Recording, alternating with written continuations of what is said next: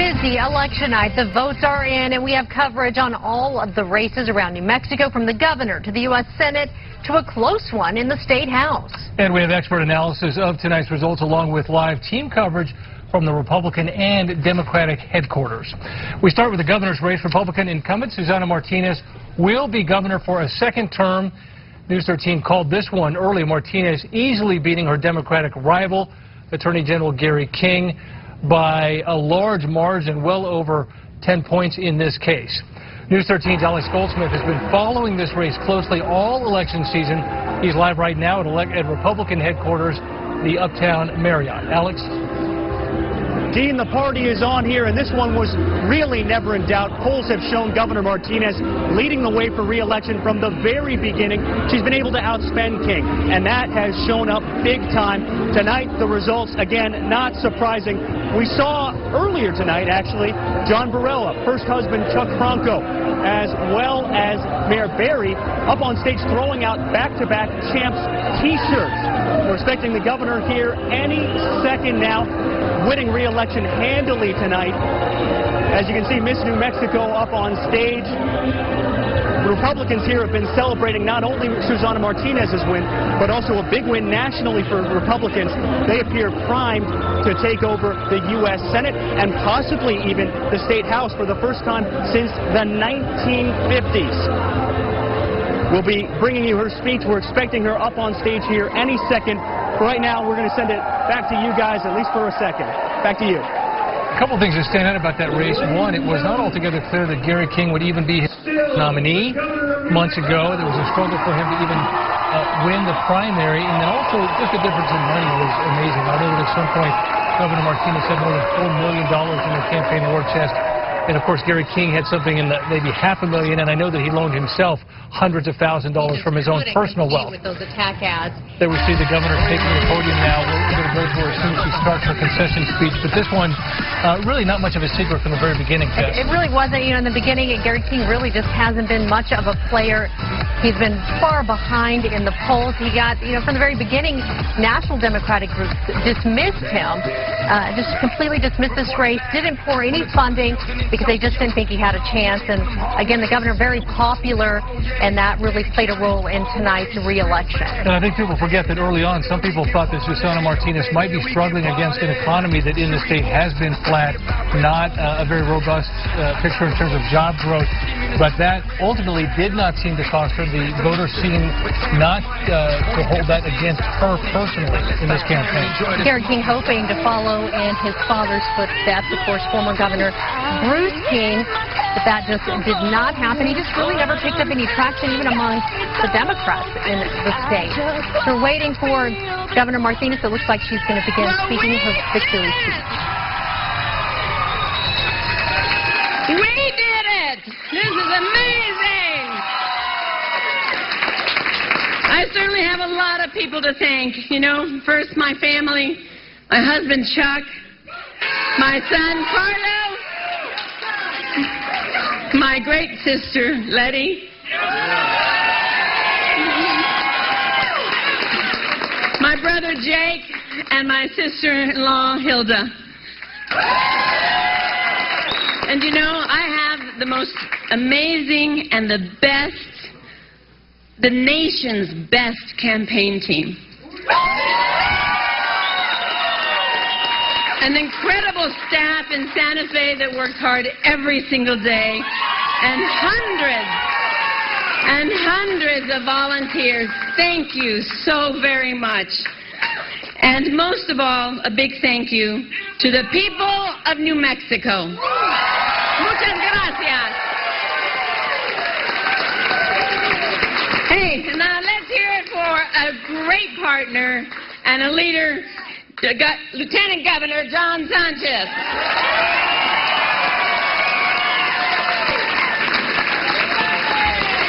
You know, he's been a great partner and was absolutely tireless. He worked so hard on this campaign, and he was out on that campaign trail every day. I stand here tonight humbled by your confidence and grateful for your trust. Thank you, New Mexico, for giving me the opportunity to continue to be your governor.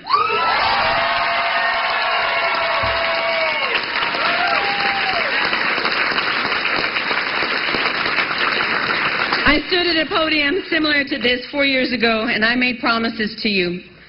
I promised that we would do things differently. I promised that we would have the courage to take on the status quo. Promises to listen and lead. Promises to chart a different and better course for New Mexico. We've got a lot of work to do, but we've made important progress. And I hope that tonight's results speak for themselves. Promises made and promises kept.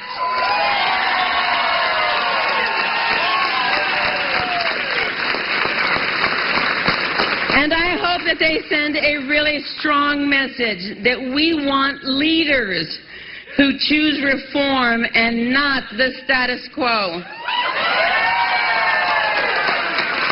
Leaders who choose to work across party lines and not point fingers.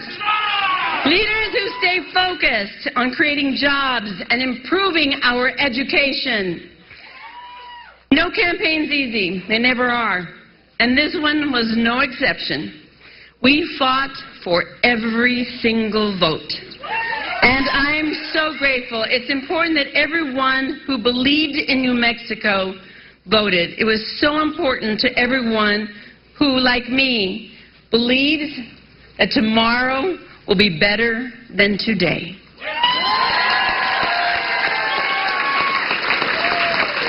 I also want to recognize Gary King and the King family for their legacy of public service to this state.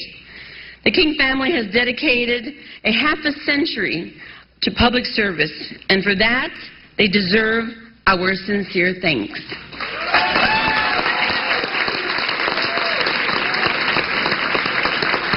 I understand that a lot of people will be looking at New Mexico tonight, talking about what it means to have the nation's first Hispanic female governor in the nation, to win a second term as governor.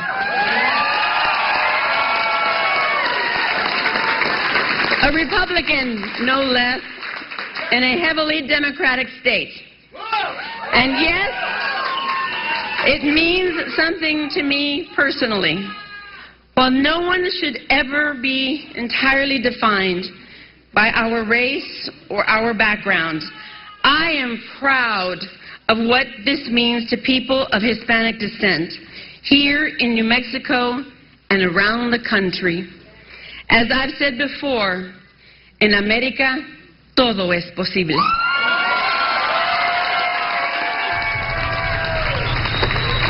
And you have been listening to Governor Susana Martinez, flanked by her husband and her lieutenant governor, giving her victory speech in Albuquerque tonight at the Republican headquarters. There was really no surprise with Governor Martinez winning a second term over her Democratic challenger, Gary King, except perhaps by the margin.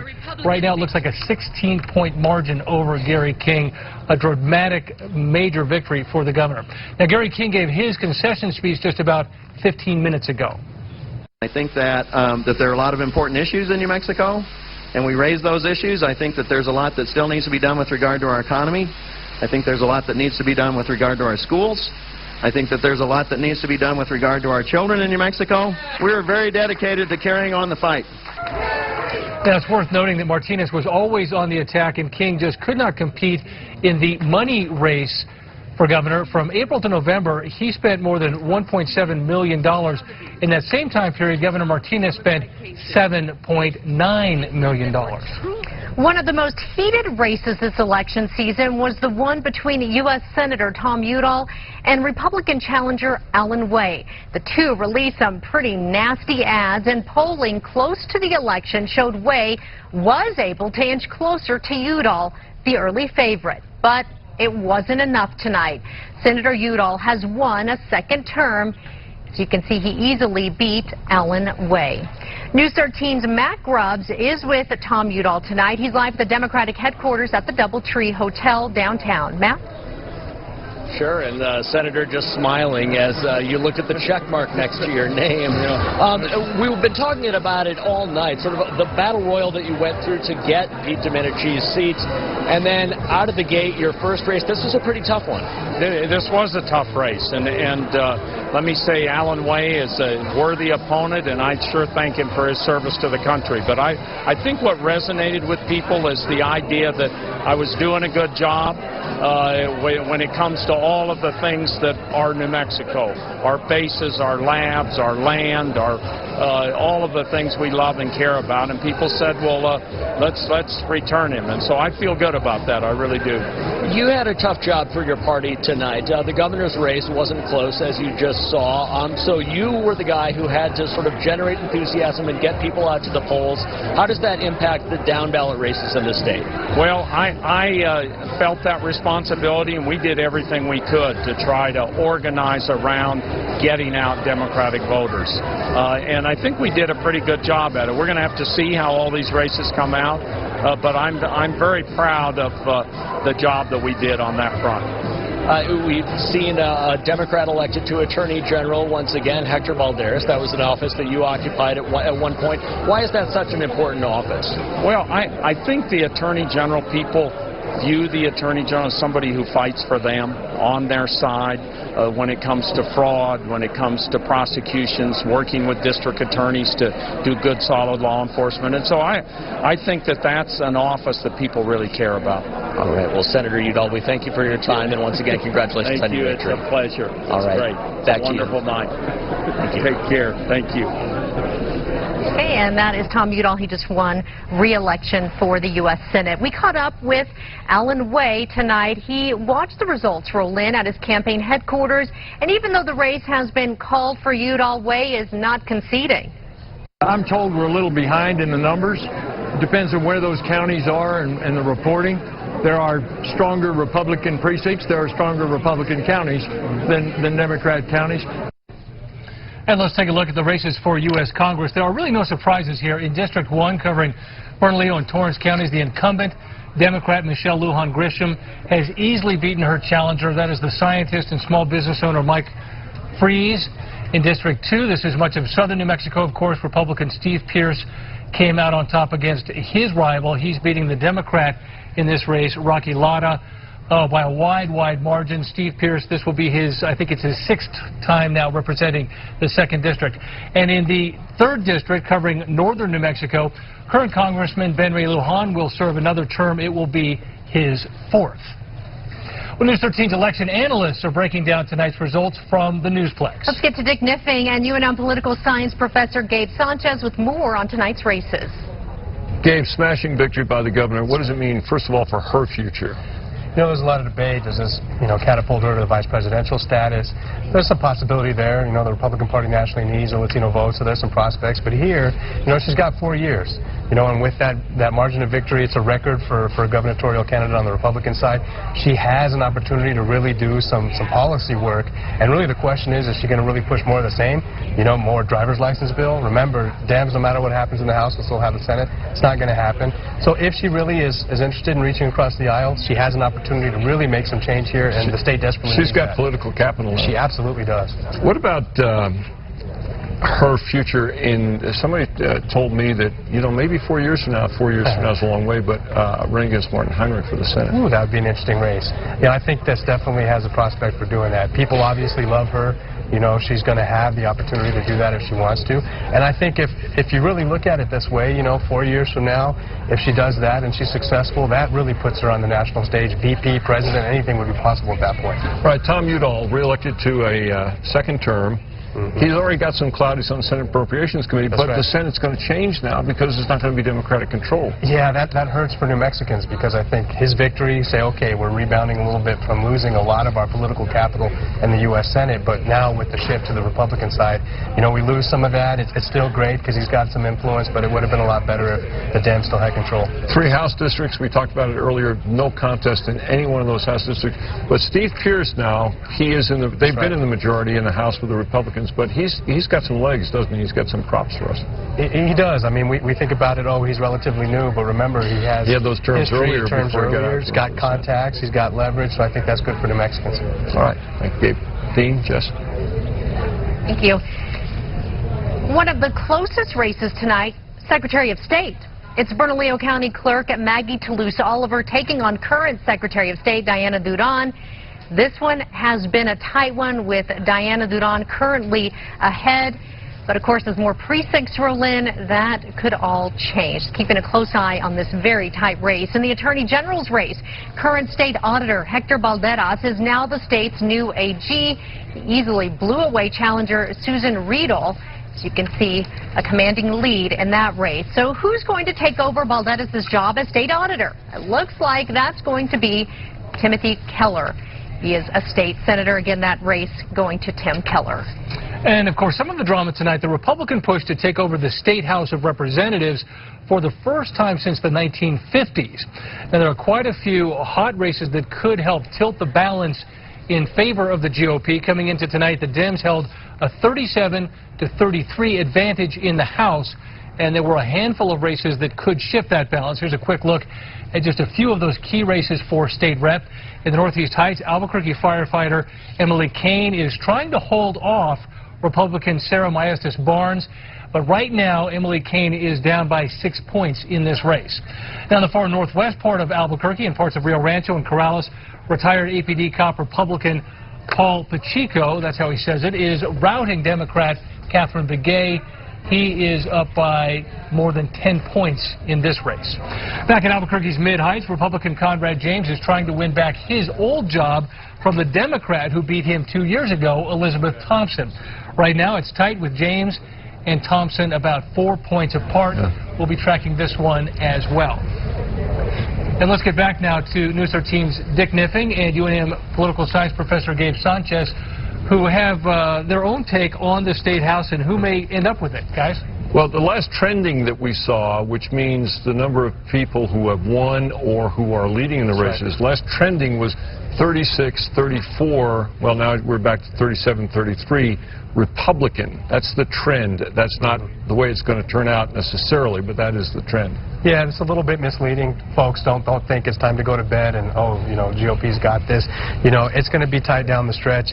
I mean, it does look, however, that some of the whole Governor Martinez, you know, spillover effect or coattail effect, you are seeing some Republicans pull away. And even in some of the races where we saw earlier, Keller, for example, that's a little bit tighter than we expected. Yeah, because Aragon had really no money. Yeah. So I think those races are getting a little bit tighter, and it is a good sign for Republicans at this point. What effect will this have, though? Because the Democrats absolutely have a lock on the Senate. They do. So even if the governor gets the House, what is she going to be able to do with her agenda? It gives her a little bit more influence, but yeah, the Dems still have the Senate, and it's clear they're not going to budge. You know, Sanchez is not going to give in to the governor, so I think she is going to have to, you know, form some coalitions. And if she's willing to do that, she can do a lot, but if it's going to be more of the same, we'll just have gridlock. And unfortunately, you know, nobody wants to see that. And the trend right now, again, as we saw in some of those other state races, it looks like Diana Duran is pulling ahead of Maggie Toulouse Oliver further and further. We didn't show it up there, but the last time I saw the land commissioner race with Aubrey Dunn pulling ahead of Ray Powell, about the same thing, 53-47. One other race we want to talk about, the sheriff's race here in Bernalillo County. Very interesting race, and it looks like, well, this is 0% reporting. Obviously, that's not right. That's not right. Manny Gonzalez leads James Baird. They're both retired sheriff's department captains, but there's an interesting play here with the church that Baird belongs to and Sheriff Dan Houston used to belong to. Right. I mean, that whole thing is like a soap opera. You really can't get a better political story than that, with the role of the church and Baird being kicked out of the church. All that whole discussion, I think. Well, really, Houston was kicked out of the church. Baird is in it, and right? Holds it against him. You know, that whole thing just makes this such an interesting race. And I think it turned some voters off. There was worry there about, you know, what's the church influence going to be, and should they be involved in the sheriff's race and things like that. That's right. I think it did turn off a lot of voters. I think it did cost them a bit. And I think it's showing in the numbers. So we'll have to see. That one's still close, but it'll be interesting to see how that turns out tonight. Jess, Dean? All right. Thank you, Dick and Gabe. It was a big ballot to fill out in Bernalillo County, and that caused some long lines and waits. One of the busiest spots tonight, La Cueva, where voters waited about an hour and a half to cast their ballots. Overall, though, the problems were minimal. The county says they've experienced the occasional computer problem and a few printers ran out of ink, but at La Cueva, people we spoke with said they didn't leave angry. I mean, it was really relaxing. It took a little while, but it wasn't bad at all. It's a combination of both. You know, the county really could do a better job than having more than 2 printers there printing ballots, since they have to be printed on the spot. But also, I should have paid more attention and gone to early voting. Statewide turnout numbers are not in yet, but we do know about half of New Mexico's registered voters showed up to the polls 4 years ago in the last governor's race. Early voting was down slightly this year, so that may be the trend overall. When we get those numbers, we'll bring them to you. Our News 13 team coverage continues. We are tracking the results as they keep pouring in, including just how voters feel about reducing pot penalties in Albuquerque and Santa Fe. The results still ahead. Get KRQE News 13 on your smartphone. Go to KRQE.com. Don't miss KRQE News 13 this morning. Tomorrow, we'll recap all the election hustle and bustle. Plus, we'll tell you about a big event for veterans. And I'll let you know if it'll be another chilly morning. See you tomorrow morning starting at 4:30. Now, from the Newsplex, Dean Staley, Jessica Galate, Chief Meteorologist Mark Ronchetti, and Van Tate with sports. This is KRQE News 13 at 10, reporting you trust. Voters in Bernalillo and Santa Fe counties voiced their opinion on the advisory question or pot poll question today. The question asks voters if they support reducing pot penalties for small amounts of marijuana. In Santa Fe, voters are for reducing those pot penalties by a wide margin. And in Bernalillo County, voters also approve of reducing penalties for small amounts of pot. News 13's Lizzie Mitri spoke with voters about it tonight. Lizzie? Dean, people with small amounts of marijuana can get jail time under current law. This question is about whether the penalty should instead be reduced to something like a small fine. I voted against it. I figure, well, it will come anyway, except I just thought I'd have a symbolic say against it. I voted yes. I think we've made way too much of a big deal about marijuana. I don't think it's going to drastically affect anything, except perhaps if we tax it, we can get some revenue for the state out of it. Supporters of decriminalization watched the results come in at Tractor in downtown Albuquerque tonight. This started with an unsuccessful push in the last legislative session to legalize the recreational use of marijuana.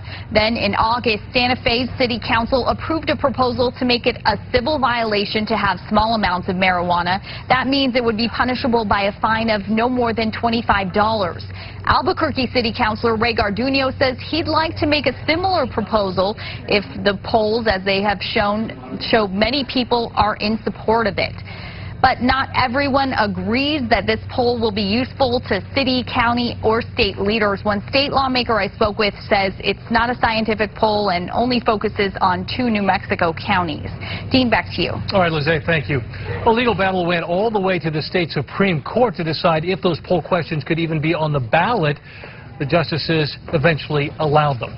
Well, another advisory or poll question on today's ballot in Bernalillo County, whether voters are in favor of adding a 1.8% gross receipts tax to provide mental and behavioral health services.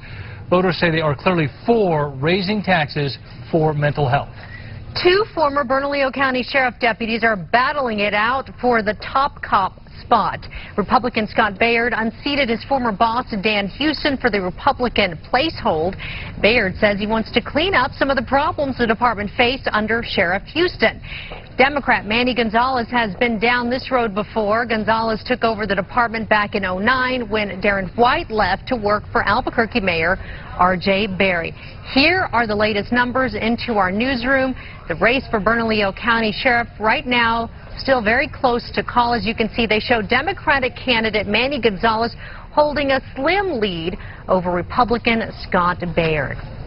And there were a lot of accusations and finger-pointing in the race for Sandoval County Sheriff. We told you about how the mother of Sandoval County Deputy Jesse James Casals says Republican Sheriff incumbent Doug Wood put his campaign cards over her son's and later assaulted her brother when they confronted him about it.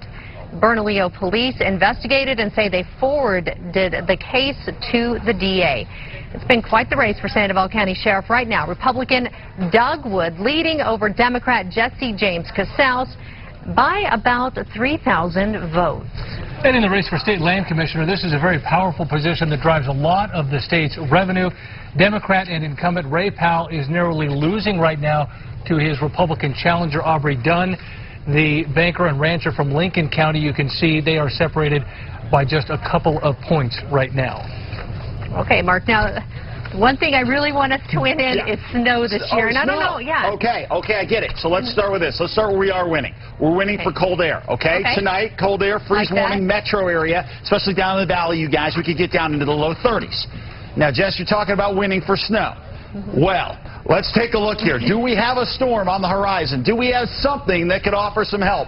No, we don't. In fact, take a look at this number. We're not expecting much to head in our direction for at least the next 16 days. That's not great. Now, it's not that we're not going to have anything going on. We could have a few cold fronts. We could grab a few showers. But really the benefit of the cool air that we have in place is going to be for our northern mountain resorts, because with those lower sun angles, we're going to get longer nights, and obviously we allow anything as far as heat goes to escape the atmosphere. In fact, tonight we're going to be down to 10 degrees for our overnight lows. So that's good for making snow at most of those northern mountain resorts here. And in fact, most, if not all of them, are doing it. Here's a shot from Sipapoo earlier in the fall, Angel Fire from yesterday, and yesterday from Red River, where they make a ton of snow. So that is some good news, obviously, in the part of this that we've got the cold air in place. Now we'll break down the rest of the forecast in just a second. 43 degrees in the metro.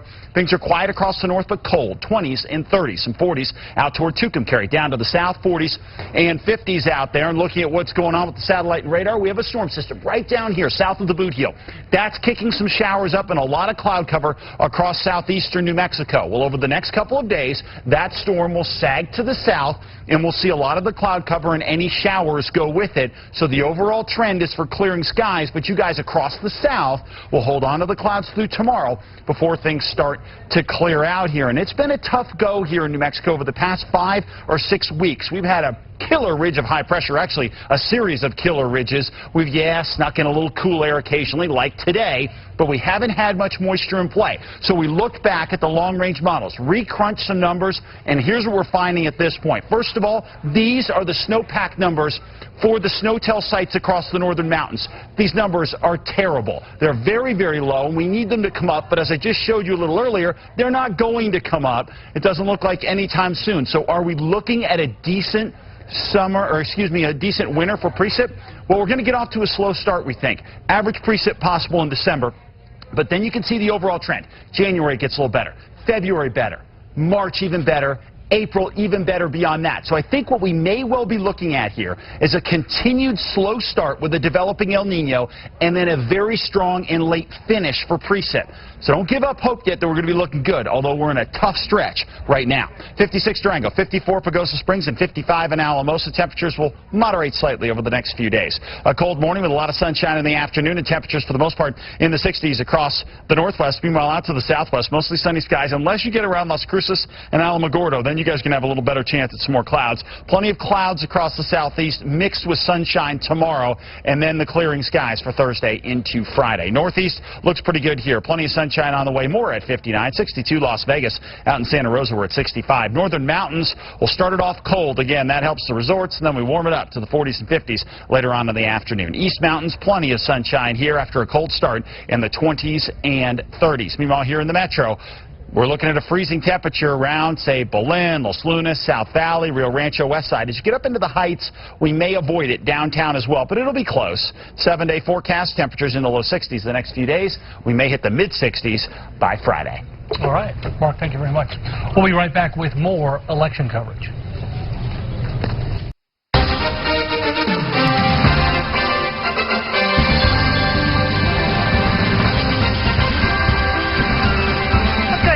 Up on tonight's big races, the biggest, the governor cruising her way to an easy victory tonight, beating Gary King. Look at this, easily by double digits. We heard from both candidates tonight. Of course, Martinez touting her work as getting both parties to work together earlier tonight, and also touting jobs in the state for her win. And on the Senate side, the U.S. Senate seat, Tom Udall, the Democrat and incumbent, winning a second term for that seat. He was challenged by Republican Alan Way, the Albuquerque business owner and retired Reserve Marine colonel. This one was a heated battle, but in the end, Tom Udall was able to pull away from Alan Way. Next, a look at the Secretary of State. This one has been a close one all night. Current Secretary of State Diana Duran beating Maggie Toulouse-Oliver, the current Bernalillo County Bernalillo County clerk, in that race. It's still a very close one, too close to call. And then the race for Land Commissioner Ray Powell, the Democrat and incumbent who has served in this position for more years than anyone else in the history of the state, losing right now by a couple of percentage points to the Republican challenger, a rancher and banker from Lincoln County, Aubrey Dunn. We'll keep a close eye on this one as well. Now let's go ahead and get a breakdown of all the races tonight, and we'll go to Gabe and Dick for that. All right, Jess, that Land Commissioner race with Aubrey Dunn and Ray Powell. First of all, for old-timers, it's interesting because Aubrey Dunn's dad was Aubrey Dunn, who was a powerful state senator, and Ray Powell's dad was Ray Powell, who ran for governor in 1988. So it's New Mexico politics. Political families. But, you know, it's that Land Commissioner race, to my mind, hinges on that one TV spot that Aubrey Dunn ran again and again and again, the apple orchard spot. The apple orchard spot. Everybody will remember that apple orchard spot. Right? Yeah, everybody will remember that. That also has some interesting backstory, family history stuff to it. And there never really was a response. Nope. It kind of left out there, and it hung out there. And I think if this holds up, that probably will be what we look back at, the apple orchard. I never saw Ray Powell on TV on that. I know he was on radio, and I know he had some cable and some, but on broadcast TV, I never saw him. Yeah, you get hit on TV. If you don't respond on TV, it's like you never did. And usually most people don't pay much attention to the Land Commissioner race. Secretary of State, Diana Duran, Maggie Toulouse-Oliver. It's tight, but it's trending towards Republicans. You know, this matters. People think about these lower-level races. Oh, what's the big deal?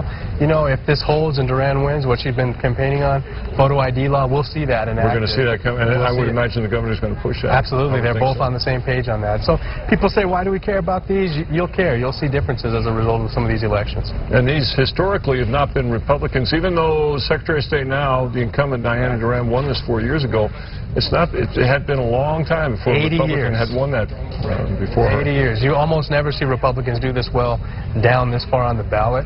A lot of people will say, is that a Governor Martinez effect? Is this some negative impact from Obama? Bottom line is these folks ran good campaigns. A lot of these TV ads had traction, and we'll take a look at the amount of money at some point that's been spent on these elections. And as a result of that, you got to give folks their credit. They've won these races. I've never seen as much TV money in these races as I saw this year. Never, and I think it's a result of the Citizens United case. We'll have record-breaking spent this year, and that'll hold until the next election when we'll see even more money dumped into these races. Wow, massive money. That's right. Dean, Jess? All right, Dick Knipping and political science professor Gabe Sanchez, we thank you for your expertise and your insight. We also want to thank our viewers for being with us for our coverage of election 2014 here on KRQE News 13. But our coverage will continue right now. If you turn over to Channel 2 on Casa Fox 2, again, we'll have the latest results coming up. Thank you for joining us tonight.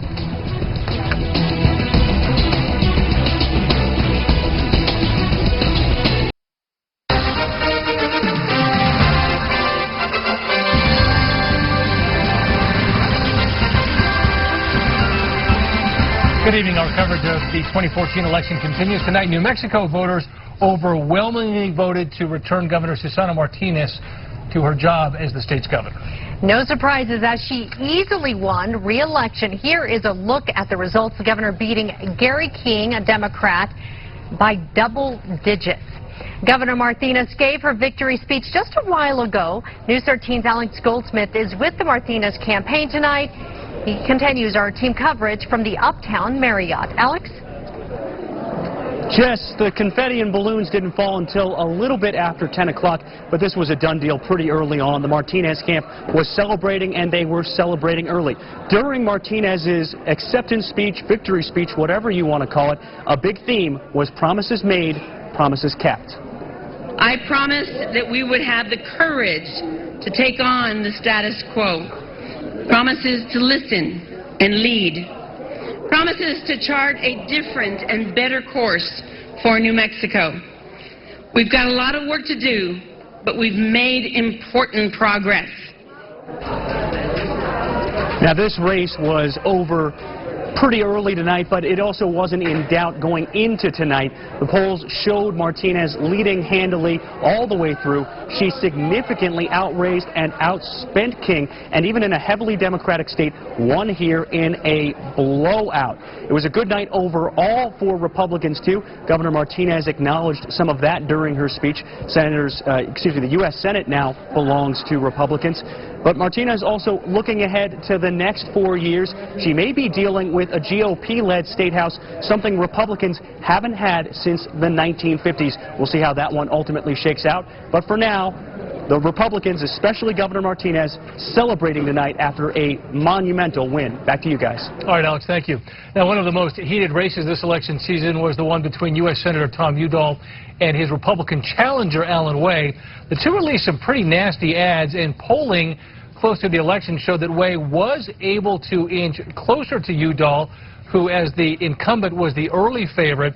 But in the end, it was not enough. Senator Udall has won a second term as the U.S. Senator from New Mexico, beating Way by, in this case, these latest results show about a 10-point spread. Democrat Michelle Lujan Grisham will be returning to the U.S. House after repeating her Republican challenger, Mike Freese. Incumbent Steve Pierce will keep his congressional seat in southern New Mexico's District 2 with an easy win there as well. You see 65% to 35% over Roxanne Rocky Lada. And Republican Jeff Byrd, who tried to steal the seat of incumbent Democratic Representative Ben Ray Lujan up in the 3rd District, not able to do that. This is the second time that Jefferson Byrd challenged Ben Ray Lujan, and he lost this time by a large margin. Some of the drama tonight, the Republican push to take over the State House of Representatives for the first time since the 1950s. There are quite a few hot races that could help tilt the balance. Coming into tonight, the Dems held a 37-33 advantage in the House. Now, News 13's election analysts are breaking down tonight's results from the Newsplex. Let's get to Dick Niffing and UNM political science professor Gabe Sanchez. Probably not going to know who controls the New Mexico House until early tomorrow, but it looks like the Republicans could. Yeah, they could. They've got more than a puncher's chance here. It's really trending in their direction. It's gone back and forth all night, but you know they're definitely going to pick up at least one seat. That's clear. So that would be 36-34 then. And what if we have a tie? Well, if we have a tie, we talked about that earlier. If we have a tie, how would you pick the speaker? Somebody would have to peel somebody off from the other party, to elect the speaker. Talk about coalition politics there. And we've been through that before in New Mexico. Biggest surprise of the night. You know, I think we've been talking about it all night. I think it was clear that the governor was going to win this thing, but by this wide of a margin, that's a surprise to me. I mean, that's even better than all the polls were suggesting, even at their best for her. That's a big surprise. I think, you know, King had some difficulties getting off the ground, but to win by that big of a margin, I think it's a major victory for the governor. It gives her a lot moving forward in terms of possibility for major policy in the next 4 years. I don't have the numbers in front of me, but I think this is pretty much the biggest margin ever for a Republican governor in New Mexico. It is. The previous record was 55%, so she beat that by a wide margin. The biggest surprise of the night for me, Chuck Frankel shaved no mustache. Who is that guy up there next to the governor? It's a good look for him. It's a good look. I don't know if this is new polish, looking at vice presidential run or whatever, but it is a good look. The first gentleman shaves his stash. Looking very gentlemanly. It's a big talk tonight. All right, thank you guys. Both Bernalillo County and Santa Fe County voters were asked if they would like to reduce penalties for people caught with small amounts of pot. In Santa Fe, it looks like voters are fond of the idea, and the numbers aren't up. Here we go. In Santa Fe, overwhelmingly for reducing pot penalties. And then also in Bernalillo County, the same question asked, and it looks like here as well, this poll question public opinion on that is that marijuana penalties should be reduced. Of course, they're just poll questions, and they do not become law. Now, another advisory or poll question on today's ballot in Bernalillo County, whether voters are in favor of adding a 1.8% gross receipts tax to provide mental and behavioral health services. Voters say they are clearly for raising taxes for mental health. In fact, I think that vote was something like 2-to-1, maybe 3-to-1. Here you see 69 to 31%. So a massive win on that poll question in Bernalillo County. And many voters went to the polls in Bernalillo County after work, sparking what officials are calling an unusual surge of late voters. Now, we checked the numbers and learned that the county anticipated a total of 45,000 voters in Bernalillo, but by 5:50 in the evening, there were almost 51,000. Officials say this means it will likely take longer for voting centers to close and longer for the results to be tabulated, which may be meaningful in some of those very close races. New numbers in the New Mexico election coming in by the minute. Our News 13 team coverage on the election continues. Stay with us. Don't miss KRQE News 13 this morning. Tomorrow, we'll recap all the election hustle and bustle. Plus, we'll tell you about a big event for veterans. And I'll let you know if it'll be another chilly morning. See you tomorrow morning starting at 4:30. Thank you for watching KRQE News 13.